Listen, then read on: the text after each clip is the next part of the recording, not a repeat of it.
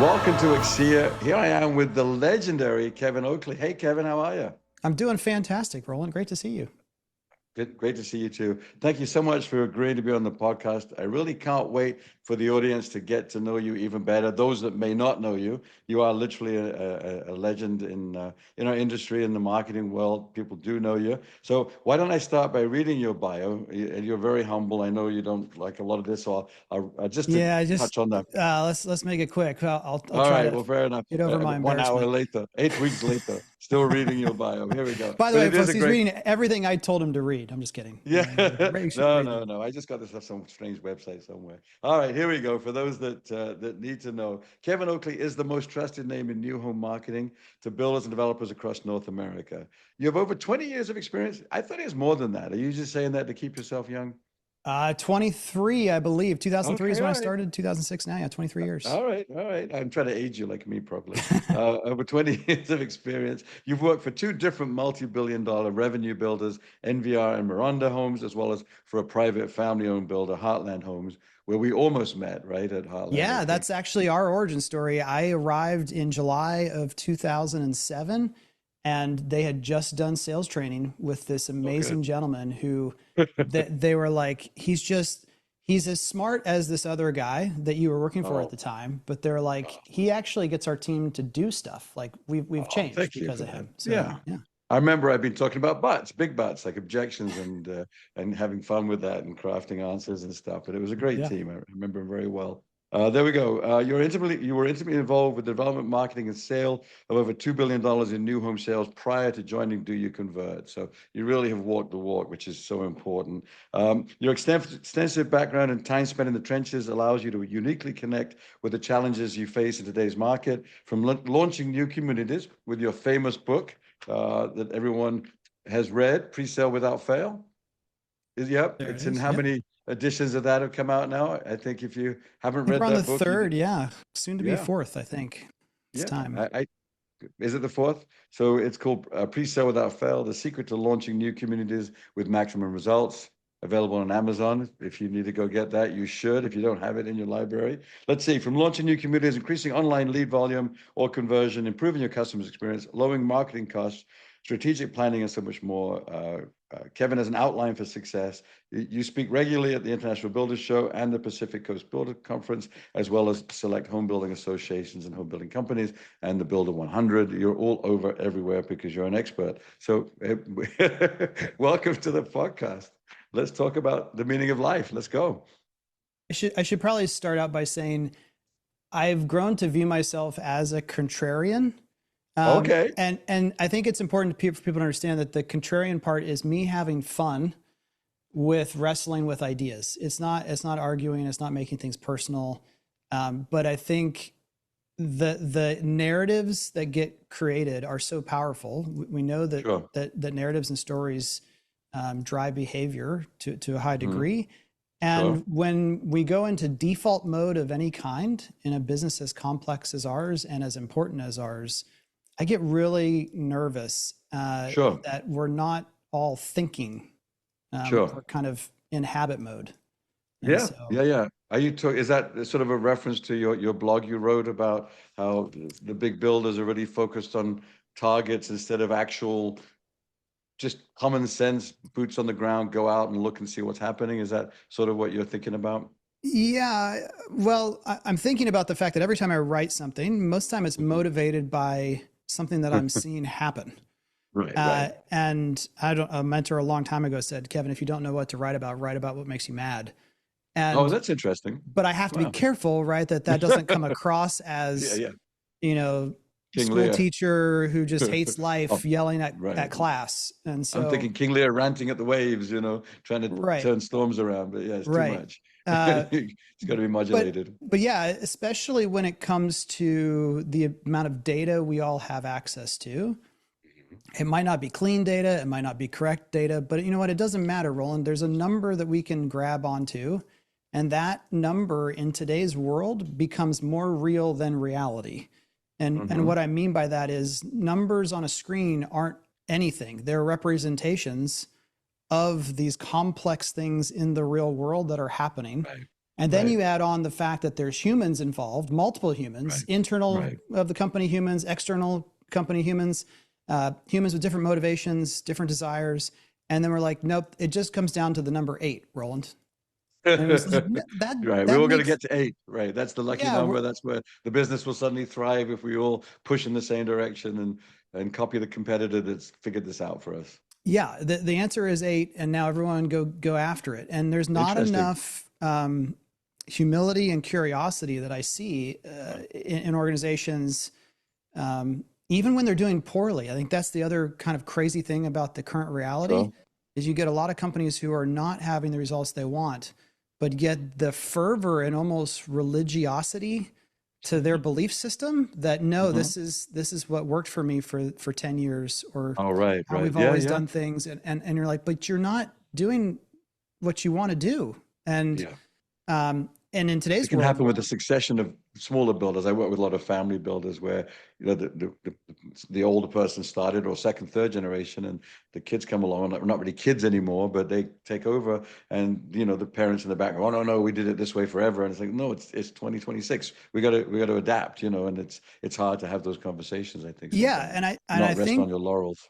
it might not be correct thinking. You can challenge me on this, but there are a handful of people now in our industry, like yourselves, like our team at Do You Convert, who work with not like 3 other companies.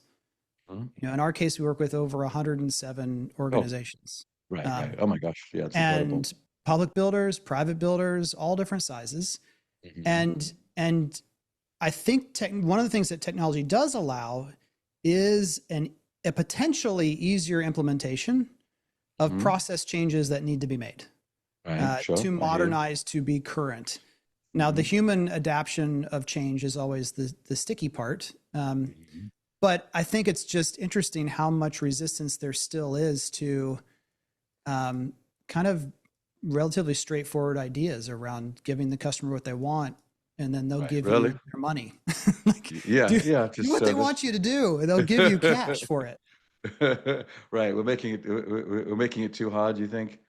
Working in the wrong It's areas. too hard and too easy at the same time. I think that's why, unfortunately, one of the things in my article that I wrote Yeah, that you're referring to, your assumption of why the competition is winning is killing your results, right, is there is a minimal level of complexity in our business. You can't simplify it down to the number 8. You can't right, simplify it down to 2 numbers, not even right. 3. You said it's Um, more complicated than chess, even with different permutations of success ratio of how things have to go together. Yeah, it's like more than 10 times more complicated than chess. And That worries yet me, so I'm not when very good at things chess. aren't going right, it all comes down to one of 2 things. Sales training and sales personnel or Okay, marketing.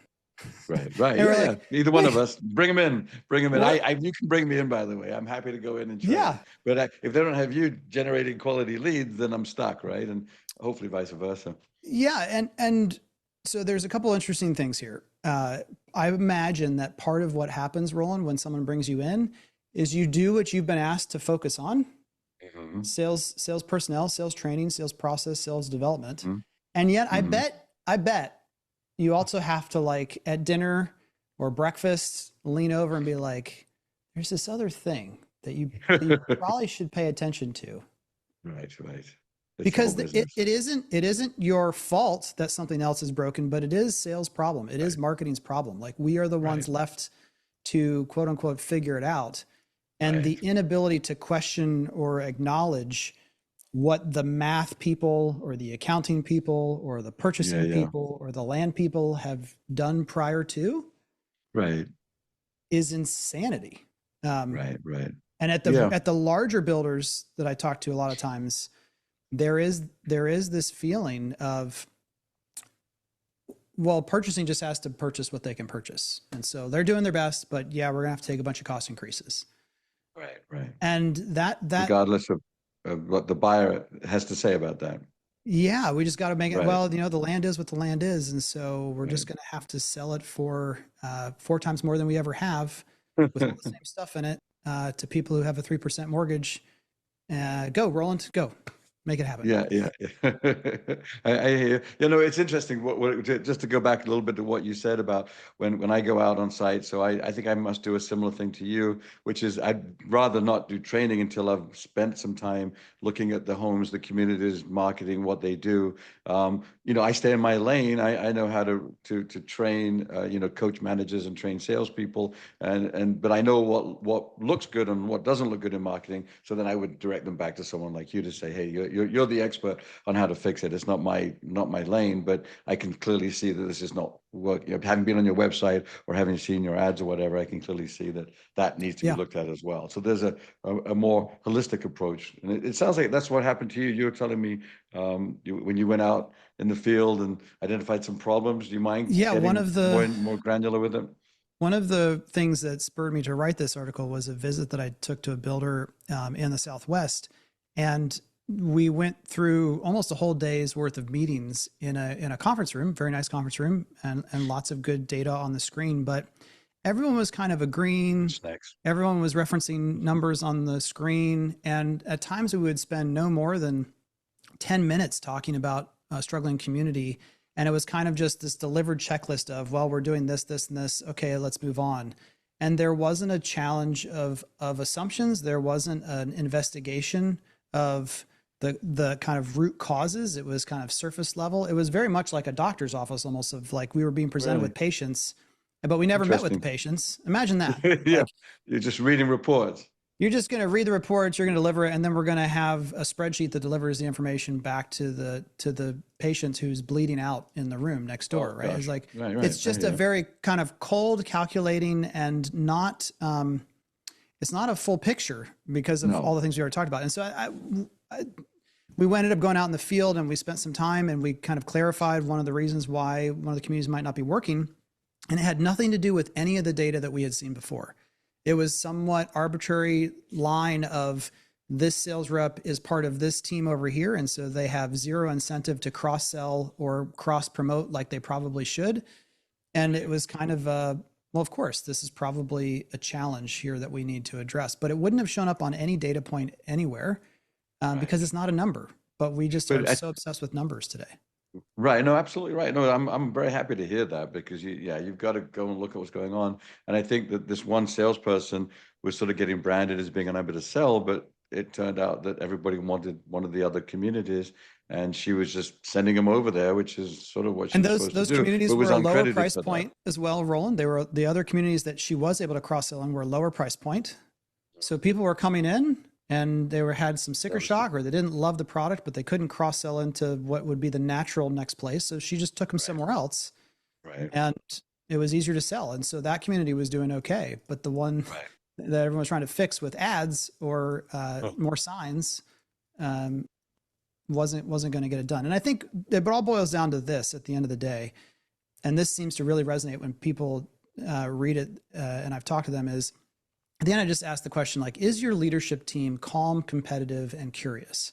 You have to have all three of those. If they're not competitive, curious, just to make sure I heard it correctly. Yep. Okay, good. Calm, competitive, and curious. Like competitive, of course, we want to win. That means like when you want to win, you're willing to take risks. If you don't, we just were talking about. You're just stabbing me in England lost yesterday in the World Cup semifinal against Argentina. We lost because we played defense after going one goal up. We played not to lose instead of playing to win, and it's just breaking my heart. But okay. So competitiveness is this idea of I'm willing to take a risk. I'm willing to sacrifice something for the ultimate goal. If you're not competitive, you're not going to do what's necessary, and you kind of can get stuck in these ruts. Calm, like. If you're reacting to every little thing that someone says or does to this extreme degree, I mean, we all lived through that in the pandemic era, right? It was like, don't sell anything, sell it all, sell it for 4 times more. Never mind, that was Tuesday. Today's Wednesday. Cancel contract. And it's really the curiosity part that I feel like with the tools that I see executive teams leveraging, and yes, I am talking about LLMs and artificial intelligence. There is this I've got the answer. I don't need to go into the field yet again. I've been there before. That's scary. What's different this time? And there's just this dramatic oversimplification and lack of curiosity. Because the numbers run the business. And again, that's not what my experience at Heartland taught me, because Right. we were the small local company who Great grew company. I to love working with you. 26% market share against the Yeah. big person by being calm, competitive, and curious. It was an Yeah. incessant need to get better and to beat them.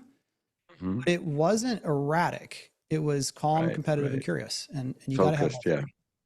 Yeah, steady. It's a steady drumbeat. It's not this. What is it? In Is it Good to Great? He talks about lurching and instead of being steady and that kind of stuff. And Yeah, as you Jim lurch Collins. from one, Yeah. what's that again? And Yeah, it, you and look. again, to set the table properly on that example that I just gave, we were Yeah. more expensive as a starting Mhm. price point with Mhm. fewer features than the Oh, major number one known brand and right, volume builder in the area. We did right, not include center islands.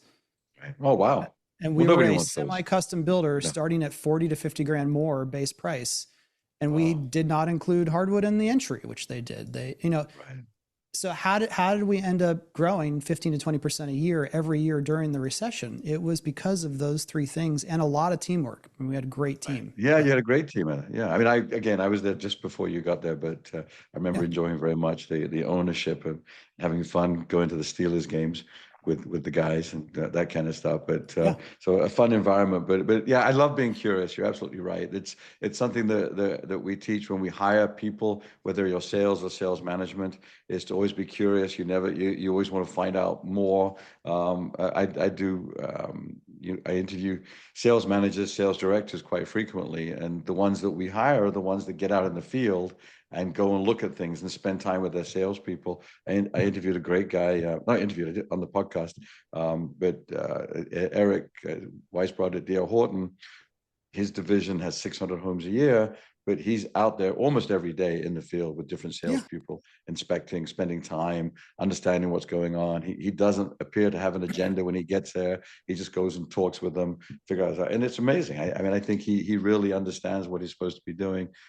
Great things aren't accomplished behind desks. It's out there in the field with your sales team and understanding what's going on. How did Yeah. that one story, did it have a happy ending, or is it still ongoing where you went out there Well, and it's still identified this, were ongoing able to fix because it? the leadership team has to figure out this balance. They're like, well, we don't know what we don't know. We have access to all this data. We're trying to move fast. We're trying to be lean and innovative. Right. And so again, I think they're like that individual story I has improved of that individual community. Okay, yeah. But the structural challenge is how do we decide what to focus on? Like Right. when you can get data on anything and Hmm. you're like, well, what's the most important? And the answer is going to change again based upon every patient. To keep Right, with the right. with the doctor patient analogy, it's like Yeah, sometimes it is sticks and bricks, sometimes it is floor plans, sometimes it is included right. features, sometimes it is salespeople, sometimes it is ads Yeah, and messaging and positioning, sometimes it's entry monuments. Like it is sure. everything, and everything Yeah, has to be considered, and that takes an expert. I good. mean, I think um, I want to ask you some questions too on this Oh, no, after kind no, of okay. seeing It's what you you. I think want about to this. learn from you for sure.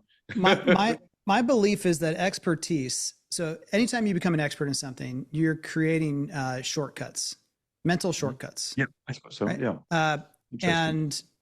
And that's called a bias. I'm not saying that in the negative word bias. It's just you have a bias. Right, right. A I encounter heuristical this pattern, if you will. situation.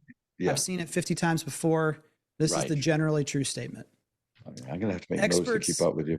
experts have generally true statements that they know based upon experience and varied experience. And that's really important.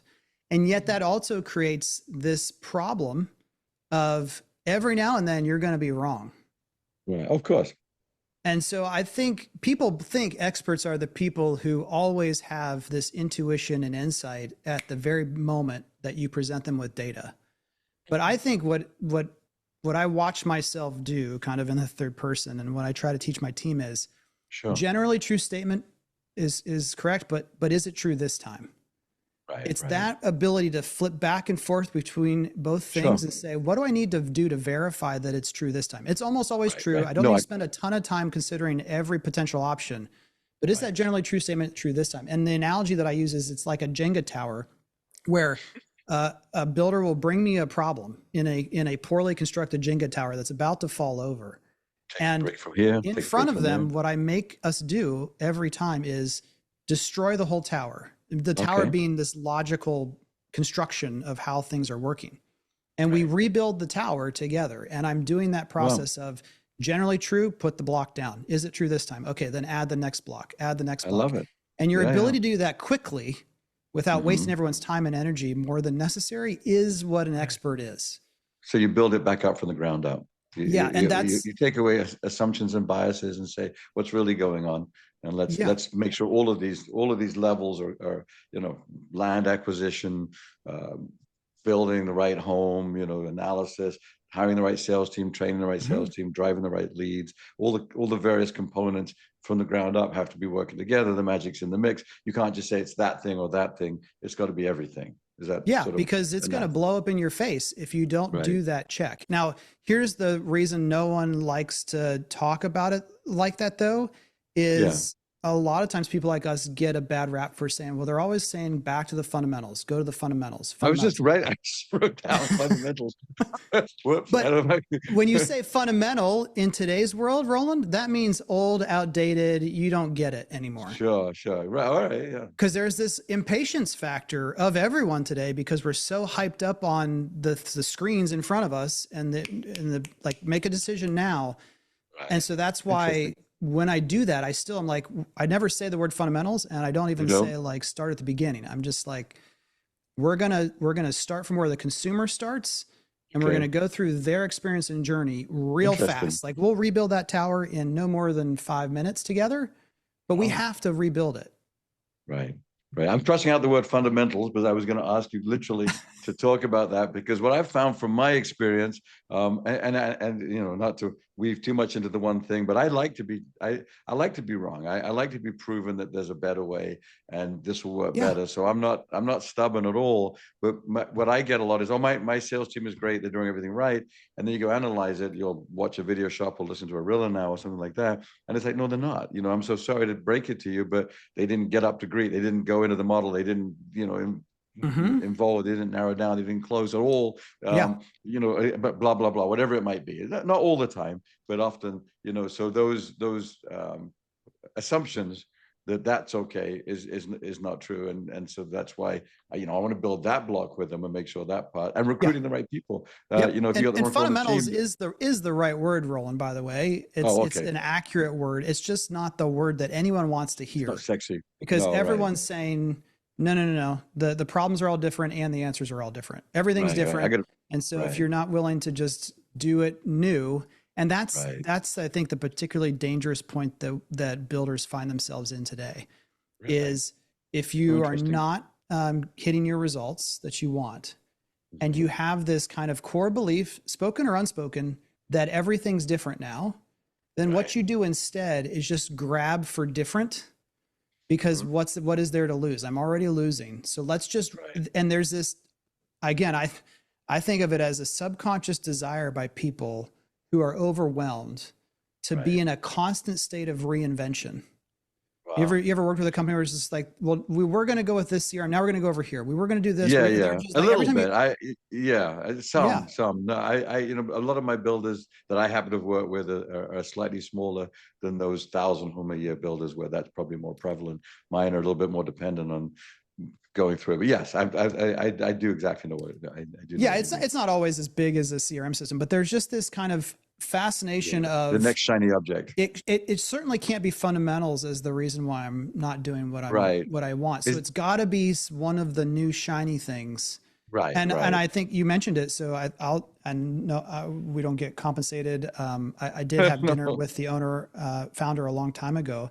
But Rilla, I think, is an example of an AI tool. Now you can talk about the expense of it and whether it's necessary to do forever, and are there ways to do it cheaper yourselves? All those things are probably true in some cases. What we found with tools that we help people build. However, like that is an example of a new tool that has changed the game. In a lot of ways. I license my material to them for the builders I work with, because I want them to train correctly. My fear was, if you're going to listen to every single ride along, as they call it, which I think is a cool phrase, then at least I want to make sure the salespeople are following the process that we teach, and they don't get stressed that, hey, this is judging me unfairly. And it's extraordinary. I have access to I don't know, 60, 70 salespeople Yeah. right now that go in and listen to what they just did today. And Yeah. that's a game changer. It really is. So yeah. Yep. You know, Yeah. that new But technology. I think the reason why it's a game changer is because we found a way to do mass surveillance as managers. And that's a scary, bad sounding word. Big Brother is in the room. But that's the problem it really solved, is like there's always a next step. There's Right. always like I play chess a lot in Yep. 3-minute increments. I only play 3-minute games. Oh, do you really? But I Do you watch analyze the every Queen's game I Gambit? play. Is that your favorite show? Sorry, go Yeah, ahead. yeah, Good. yeah. Speed chess, bullet chess. I don't even know what it's called, but 3-minute games, and I analyze every game. There was no Wow. ability prior to Rilla to analyze every game you played. No, right. I have found that honestly, candidly, it supported a lot of the how can I say it? The salespeople are doing well that we felt had a process. It supports that. The salespeople that did well when the market was good and have now struggled, it supports why that's happening. And you know, I am a sales guy, so I want to be careful. God bless them, you know, but bless their hearts. Yeah. I'm not doing it on purpose, Yeah. but it's really apparent. It really shows it out perfectly. And I know these are the reasons why we need to get back to, I can't say fundamentals. I need AI to give me a word for a replacement for that, for the essential steps in the process that you've forgotten about or weren't doing. But yeah, but anyway, so that's one of the elements of measuring and those kinds of things. I'm interested in this Jenga building that you build so quickly back up for, you know, so what are the other elements in that you have coached your teams to sort of pay attention to? Well, it's just that every skill you develop has a trade-off, and it's just being like there's a, I don't know if it's Buddhist or Taoist or what it is, but there's this saying of like the only thing that causes problems is self-awareness. Oh wow, I love that. Which is impossible, is the punchline of the joke. Like it is impossible to be self-aware. Oh, is that right? Yeah, by definition, I only know enough about myself, but I don't know everything about myself, and I'm not even willing to fully consider it. That's true about us as humans. It's true about us as salespeople, as marketers, as teams of people within a company. Right. And so you have to develop systems where you can build those towers and people can challenge. Again, not that's kind of the like contrarian viewpoint is asking questions is not a problem. If anyone asks you a question, me a question, we're like, oh, hey, let's explain that. Let's go deeper. That's what being curious is all about. How do you grow if you don't ask questions? My next book on objections, it's really a book about questions, not answers. I don't have the answers, but I have good questions. What is it about that concerns you? What is it that's causing you to delay? If I try to build that tower all by myself, it's never going to be as good as if I build that tower along with someone else. Right. If I'm open to the ability of them being able to provide valuable feedback of a lack of self-awareness that's built into being human. Yeah. So on an actual implementation level, what are you really talking about? Are you talking about bringing the salespeople into the fold? What do you mean by building this together? Yeah. Okay. Well, this will be a little bit hard on an audio medium, but the tool that I prefer to use, many people know it, is called the market proof algorithm. Yeah. Okay. And it is it's a set of ironically numbers on a screen. How dare you? But the way that it really works, if I could describe it, is it's putting your entire business at the community level or division level in a water balloon. All of the important data and considerations from sales, marketing, product, customer experience, all of those data points are in this water balloon. And that keeps us grounded in reality as we're talking about it with sales teams. So I'll give you an example, or leaders or managers. A really great example is a salesperson who says, I would like you to stop sending me so many people out who are not ready to buy. And I would like a lot more of the people who are ready to buy. Oh my God. Now, if you don't have the right tool and you're looking at certain dashboards, one of the ways I've said it lately, Roland, is your dashboard is a gaslighter to someone else in your organization. If marketing has their own dashboard, it's gaslighting sales. If sales has its own dashboard, it's gaslighting. I never thought of it that way. That's a horrible, horrible but true analysis of life in big business. Yeah. So you're blaming somebody for something if you're not getting the results that you want. Somebody else has to be So their the way problem. that this water So balloon interesting. kind of works is if sales gives feedback that presses on one part of the balloon, Mhm. everyone can visibly see it within the tool of how it Mhm. affects everything else. Okay. So that gets this self-awareness and or reality check of what you just asked for is not possible.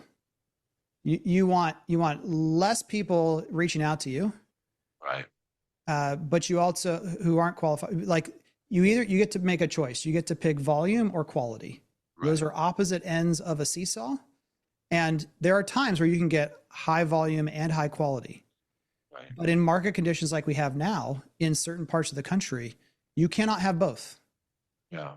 And Well, so you candidly, gotta see yeah. that. No, you go ahead. I don't want to interrupt your flow because I'm famous for that, and it's not my No, I goal. love I it. want to listen. Go ahead. Well, I want to listen, but as a sales coach, sales trainer, sales manager, salesperson, that makes me crazy when people say they want less, and they want more qualified. You need to sell them. I hate to be Alec Baldwin here, but you need to sign on the line that is dotted. We got to convert sales, any traffic. Where I've worked, I've been out there in the field, and that's why I learned to self prospect with realtors and other things, and follow up like a fiend. Yeah.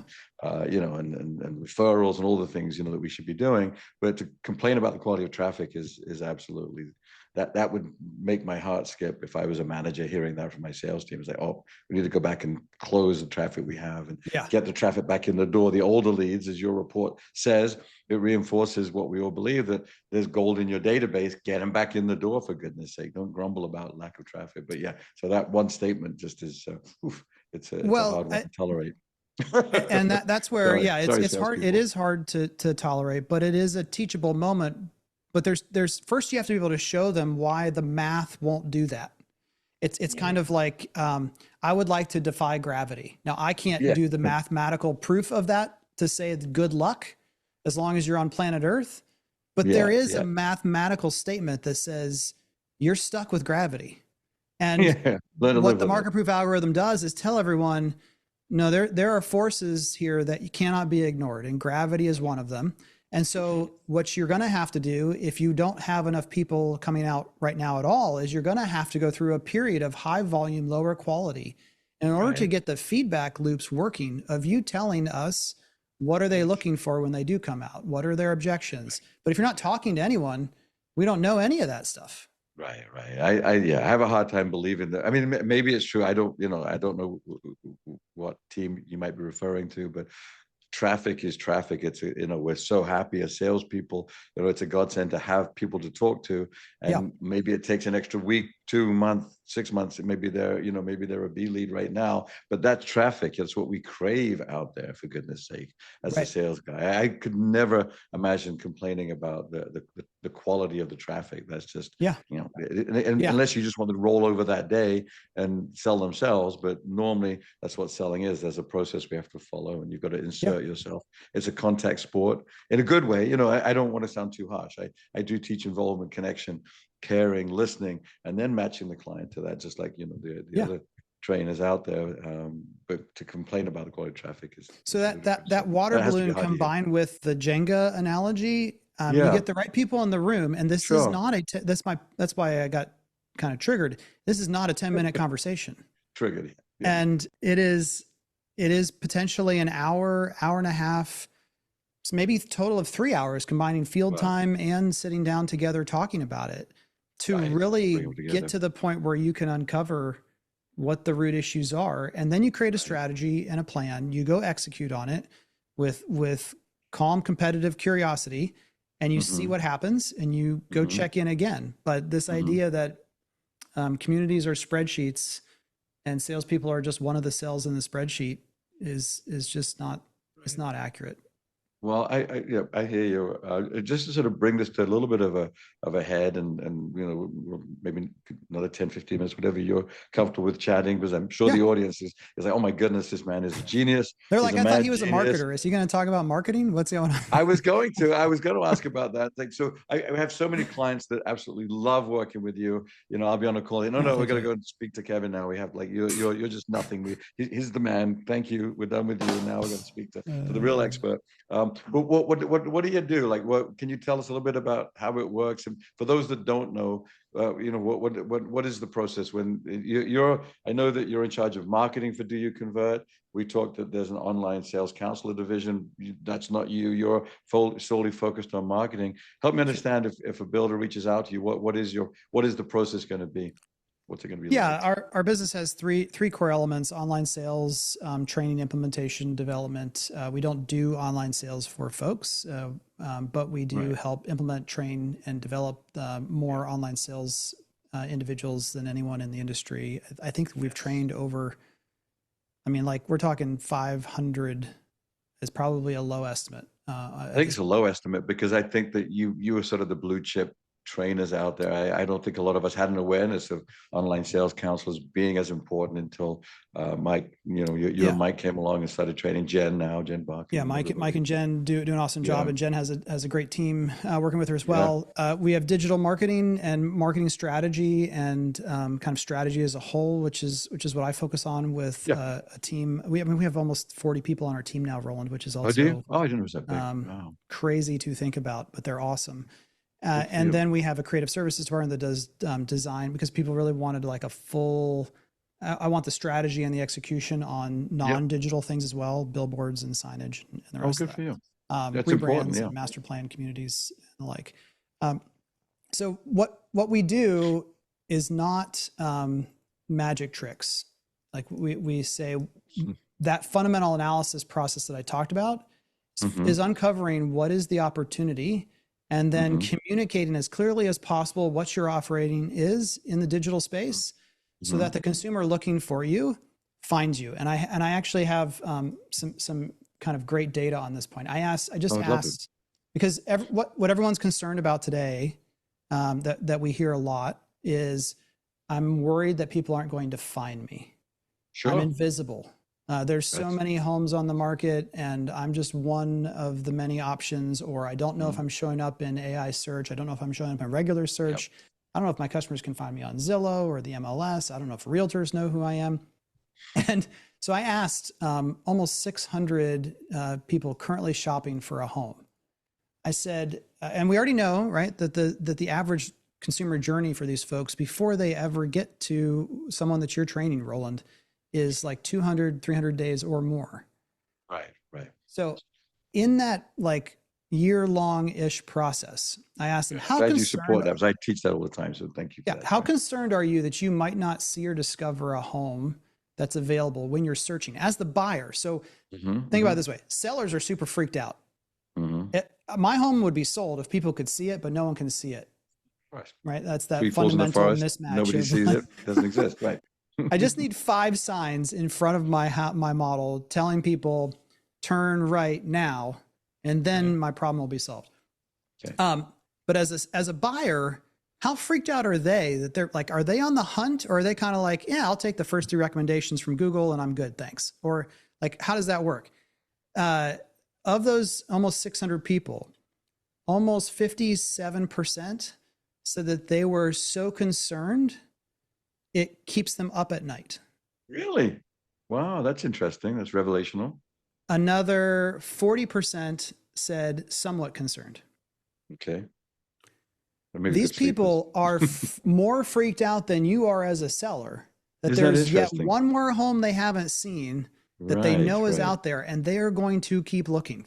So that FOMO kicks in, that amygdala says, we got to keep hunting. We haven't found the right one yet. We don't want to settle for second best or third best. Even when they've found the right one, Roland. I mean, Beth Russell on our team just was moving into her house in Maryland. And as the movers were moving in the furniture, she sent her agent another listing to look at. What? Unbelievable. And that's completely normal behavior. As soon as someone leaves your model or your sales office and says, and gives you a deposit, they're getting back in their car. And if there's 2 of them in the car, someone's getting right back on a syndication site or another builder website, and they're still looking. There is no monogamous relationship in home shopping. Wow, it's so interesting. Yeah. Well, that's a supply issue. There's probably so much supply that it's overwhelming, and people feel like they're missing out. So it's such an important decision that's done infrequently. How infrequently? I mean, when I got in home building, Roland, everyone was saying that the data from NAR and NAHB was like 6 Mhm. to 7 years of home Right. ownership Yeah, before I've you heard eight moved. years. Yeah. Yeah. And now it's 12. Oh yeah, that's what I thought. Oh, good. I'm making notes just to support that because I heard it got to 10, but 12 is even more substantial that we realize what an Yeah, important decision. that's data So from Zillow and one NAR, seventh I or eighth believe. of, I think Zillow and NAR get is the that credit right? for Yeah, I've been that going data looking point. for that data. I knew Uh, it was 7 to 8, and it expanded out. I think people are nesting and don't want to keep moving as much as they used to. I think they'd It's like to. fascinating. There's just so much more Really? friction, and even builders aren't helping in this sense. That even like my niece bought a house from a production builder, and she didn't have a kid at the time, so they got a house on a slab, and Mhm. thought it was going to be great for them. Then they got pregnant, had one kid. They'd like to have two. They want to sell their house. They've been in it for a year and a half, and they have a buy Sure. down to 3.5% interest. Cool. They can't move because they can't Right. sell their house for what they bought it for, right? All right. Well, a Because year and a half later, yeah. prices elevated to pay Yeah. for that incentive, and so that creates additional Right. lock-in as well. So there's lock-in from people who bought homes at 3%. There's lock-in from the people who bought recently and are. Yeah. So Yeah. there's a lot of fear, and I think the idea is that at any moment one more home could pop up.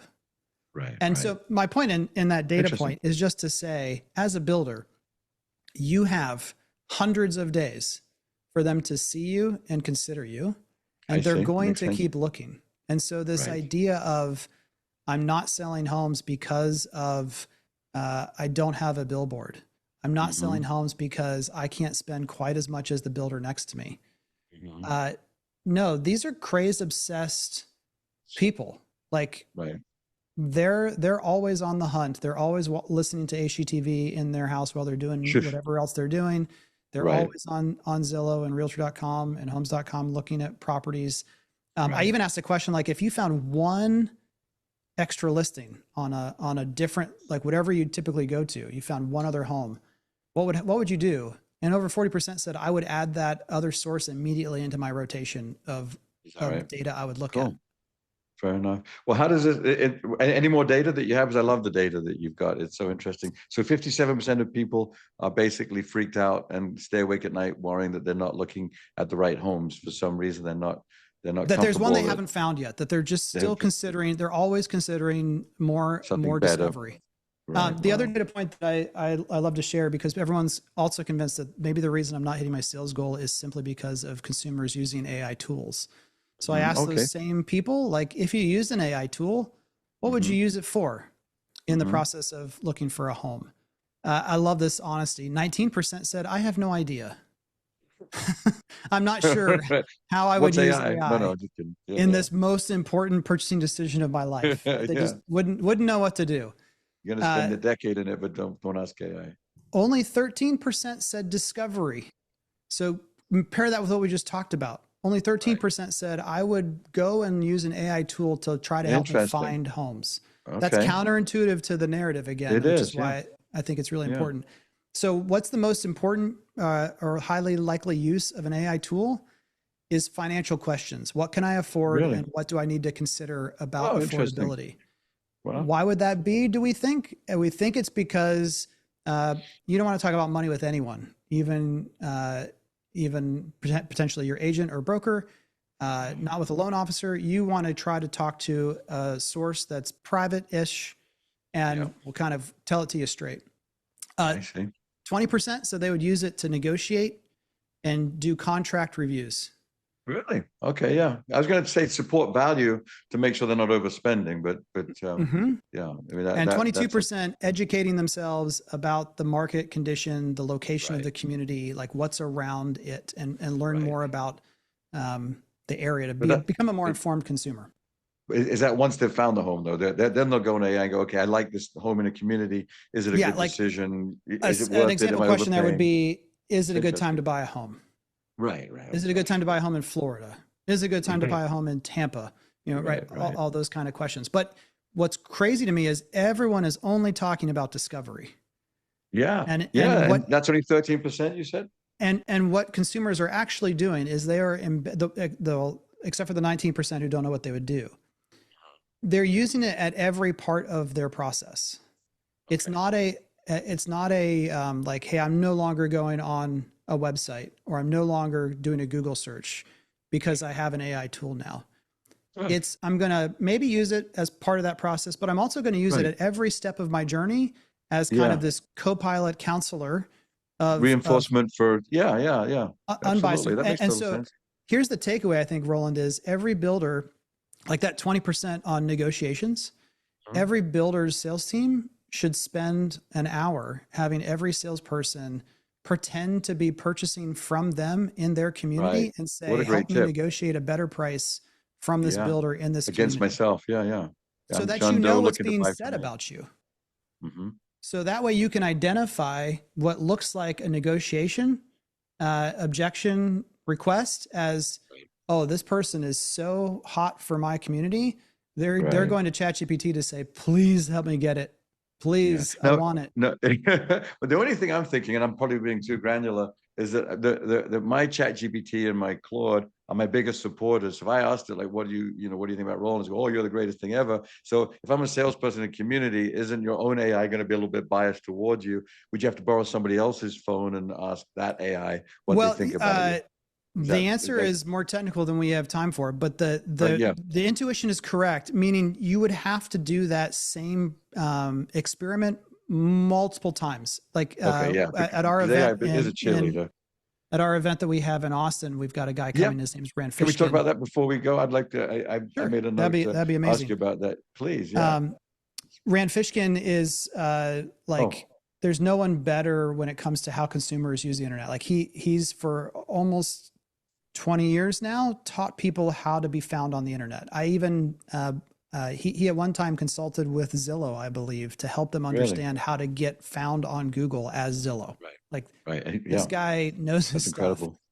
And he did this data study where if you ask an AI tool, like, what are the top cancer hospitals in LA, it will give you different answers. And his point is you would have to do that same query exactly the same way, like 10 to 15 times to get a distribution of all the different hospitals it might name. And then do your own kind of reordering of which one it gets mentioned the most, because it can't, as you would think, I mean, I would think if you did that request, it would be like, well, here's all the facts and data of why this is the best cancer hospital in LA. Right. You'd think. But it has to be, because LLMs are distribution engines, meaning they have this built-in variability in how they work. You can't do any prompt once, even the best prompt ever. That's interesting. Wow. So that's why I say, as an exercise, as a whole team, you might have every salesperson. It'd be a fun exercise in a sales meeting. Say, let's switch phones, or let's do something. Let's switch phones. Let's all do the same community, and then let's spend a moment finding the 5 commonalities among all 20 people's answer. Like, what's the best thing about this community? What's the worst thing, perhaps? And what are people really saying? I'm close to buying a home here. What do you think of that? And what should I offer? Should I negotiate? Blah, blah, blah. I mean, there's amazing questions I think you could ask the AI to walk in your customer's shoes and find out what they're asking AI and what they're going to. Now, the final piece there, though, about all this is consumers don't trust what they're being told either. Oh, is that right? Cotality just did a survey, an updated survey. They did it a year ago, and consumers trust AI answers in real estate almost 40% less than they did a year ago. Like, it was already, I don't remember the numbers off the top of my head. It was something like 37% trusted, and now it's like 16%. It's a super low number. Wow. And NBC, I think it was NBC, did a survey and found that in the general population, AI is only slightly more popular than the country of Iran. And is less popular than the Department of the one that's deporting everybody, right? Like, ICE, ICE is NHS. more popular than AI. Really? So in the general population. I thought we all loved AI. You're saying that people are suspicious. They love it. It's a love-hate relationship. We love the convenience, bipolar, but very quickly, one of the things I say is, like, if you trust it implicitly, then I know you're not using it enough. Like, if you think it's really smart, definitely. Because I've now had 4, and it's almost like a policy in the Oakley household, 4 terrible restaurant recommendations. Have you really? The most recent was one in the island of Crete when we were visiting Greece. Oh, lovely, lovely place. Yeah. My daughter and my wife co-conspired without my knowledge to use ChatGPT to find out where we were going to go to dinner. And it was Right. like, the reviews are so like people are crying because the food's so good. And it's, well, Wow. we get there and it is the Crying. most mediocre tourist trap Huh. food I've ever had in my life. And it's just, Interesting. it turns out AI's never eaten food. Yeah, yeah. Crete's a small place though, right? I mean, you could probably just walk somewhere and look at the crowds and go, those people look happy. Yeah, yeah. It's that might be a better choice, right? Yeah, But yeah. anyway, but so it is. I'm with you though. I know what it you is mean. a I have friends that are complicated obsessed with subject. it, and it drives me crazy sometimes. Like I was in England one time and we wanted a breakfast, and my friend who I love dearly was following his damn phone, and we said, "Can I go to that place? It looks amazing." And we went to some crappy place because the AI told us to. So I know exactly what you're meaning. And I think that's why the discovery number is as low as it is, because people know that it's not giving you always the best answer, but the convenience of it is it's unavoidable. Like, who doesn't love? So all right. So getting back to what you provide, you or your team we help builders on all digital platforms get leads for their online sales teams and their on-site sales teams. Qualified traffic is what we focus on. And we have more data than anyone in the industry to about how consumers are actually using those platforms and what is working and what is not working. And do they work with only you, or do they work with your team, or how does that work from a practical point of view for those? Yeah, no, we'll put all your data and contact info in here. Yeah, we have two different positions that work with builders. Well, three really. But the two that make the most sense for the audience is we have marketing coaches. There's four of them who all have either worked for multiple builders or have been in the industry for a long time. They're kind of the strategic level of the partnership. And then we have marketing strategists who work alongside them that manage the digital accounts day to day, week to week. And that way everyone gets, and now again, I think everyone is surprised. They're like, wait, I get two people, like two humans to talk to me? The brains and experience. It's not a bot. It's not a, so that's how we work. Yeah. And then I do a lot of consulting as well and conversations, but that team is now more technical than I am. Like I understand the soul of it all. Right. I understand. But you don't want me pushing buttons anymore. I promise you. Is that right? Fair enough. Well, good. Well, you're the puppet master and pulling the strings, making sure it happens correctly. Austin, it's October 1st and 2nd, I think, isn't it? It is. The summit. Is it called the summit? Is that getting that right? Yes. The Online Sales and Marketing Summit. We are, as we record this on July 16th, almost 85% sold out. So I was going to say, I was wondering if you're sold out already. It's not until October, but it will sell out very soon. Yes. So. Yes. Yeah. You've got to be there. And what are people going to get from going there? For those remaining 15% of the tickets that haven't been sold. Yeah. Well, so from the beginning, this is, I think, our 11th year doing this. We spend the first half of the first day all together, online salespeople, marketers, company owners, talking about the crossover. Because again, sales and marketing have to be working hand in hand.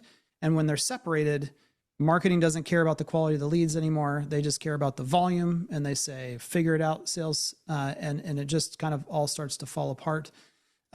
So we do, like, crossover of those disciplines is kind of core throughout the entire program, but we all start out together talking about those big themes. And then we have different tracks that people can go through, kind of hop back and forth if they want to, on both online sales and marketing, where we get much deeper. And then we also have a leadership track for online sales and marketing leaders as well.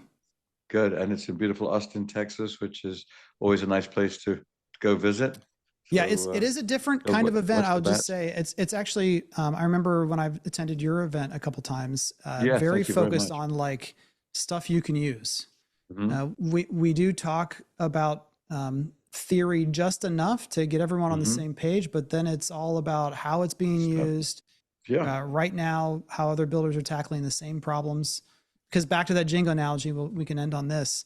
That Jenga analogy means that I can't tell you exactly what you should do until we go through that. But I can tell you generally true things. If you have a problem that you're trying to solve, I can tell you how 15 other builders have tried to solve it in the past 2 years. Right. and the trade-offs that they had to be willing to make it successful, or why it wasn't successful. That's Yeah. Your experience. Yeah. It's, I feel that's such an important thing. When you're out there working with so many builders, you can see what's working, what's not working, and you've experienced it firsthand. So you can pivot pretty quickly to say, yeah, I know what you're trying to accomplish, but maybe there's a better way to do that. And that's yeah. from your recent in the field experiences. It's an ability to not get caught in dogma. Well, it worked when I was with this builder 10 years ago, but it's got to be current on what's happening right now. So that's Yep. amazing. Well, good. Any last thoughts? But thank you very much, Kevin. It's been this hour or so has flown by. I can't wait to watch this back again and share it with the Well, audience. I just actually want to end with a question that I mentioned. I wanted to, Yeah. like, what's the craziest assumption or surprise that you've uncovered in as long as you've done this, where you're like, would never have guessed that was happening as a cause of a lack of sales or a cause of something not working? Gosh, I'm trying to. It's just some people just don't show up, or they're quiet quitting, and you don't really realize it. I think it's more of a human thing where people are demoralized. You know, I think that the you know, when I try to look for this when we recruit is, do you have grit? Do you have stamina? Can you stay the course? And it's not easy. Look, and you know, you have somebody buy and then cancel, and you can't get them back, or you can't get somebody on the phone, or somebody says they're going to buy and they don't show up. It is demoralizing. You know, we're humans, and you know, it does wear you out. And so I don't know if it's a surprise necessarily, but I think, you know, what we find is that sometimes, you know, people have sort of have stopped being effective. What definitely to me rings What do you think? true Yeah. from what you're saying is the surprise comes from the manager who has been like somewhat defending, or because a great salesperson comes back in front of you and you're face to face, everything seems great. It's all good. Yeah.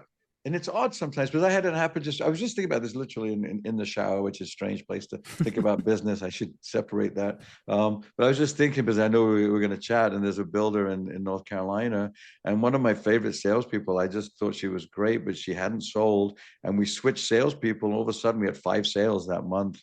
And this new person that had less experience, I think he just closed more effectively. You know, I trained them both in fairness, but it's just that human factor. The new person came in and said, I can do this. You know, it was really, I don't know what that is. It's sort of England, Argentina all over again. Maybe it's just mental, you know, where you're playing defense and not trying to offend instead of just, you love the home, let's make it yours. You know, I don't know. Well, what do you find? You must have had when you asked that question, I'm sure you had a thought in mind. Well, the one that I surprise? see the most, of course, in my role is people thinking that an ad is going to solve every problem. If hey, I know we built this in the wrong place, we put the wrong stuff in it, but can we just get a little creative with a new picture, and that's going to solve everything?